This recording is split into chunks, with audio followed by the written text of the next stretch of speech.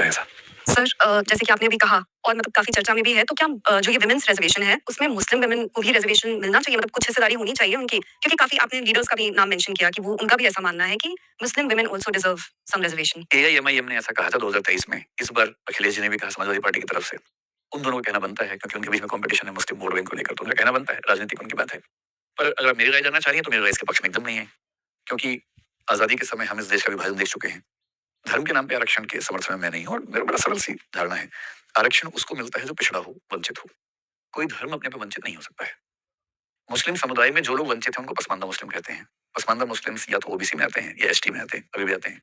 SC में नहीं आते हैं, उस पे केसेस होते रहते हैं सुप्रीम कोर्ट में, जब तक सुप्रीम कोर्ट फैसला ना करे तब तक फिलहाल स्टेटस ये है कि एससी में नहीं आते।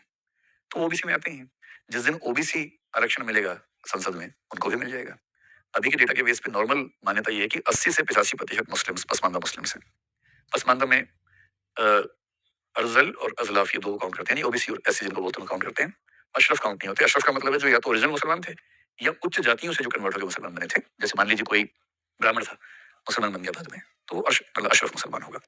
तो 85% के आसपास का डेटा है। अभी जब बिहार में हुआ था सर्वे, 75% के आसपास मेरे ख्याल से उसमें मुस्लिम्स पसमानदा आए थे। पूरे देश भर का माना जाता है कि 85% के आसपास होना चाहिए। तो उनको आरक्षण मिलता ही मिलना चाहिए। इलेक्शंस में ही मिलना चाहिए।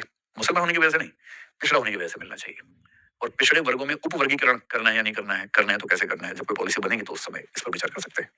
लेकिन हाँ, और ये बात केवल मुसलमानों की क्यों है, जैनों की क्यों नहीं हो रही, सिखों की क्यों नहीं हो रही, बौद्धों की क्यों नहीं हो रही, पारसी, यहूदी इन सब की क्यों नहीं हो रही?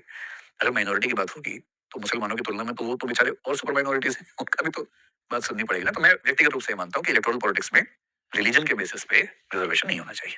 सर अभी जब राजनीति में महिलाओं की बात हो ही रही है तो मुझे एक वेब सीरीज याद आ गई कि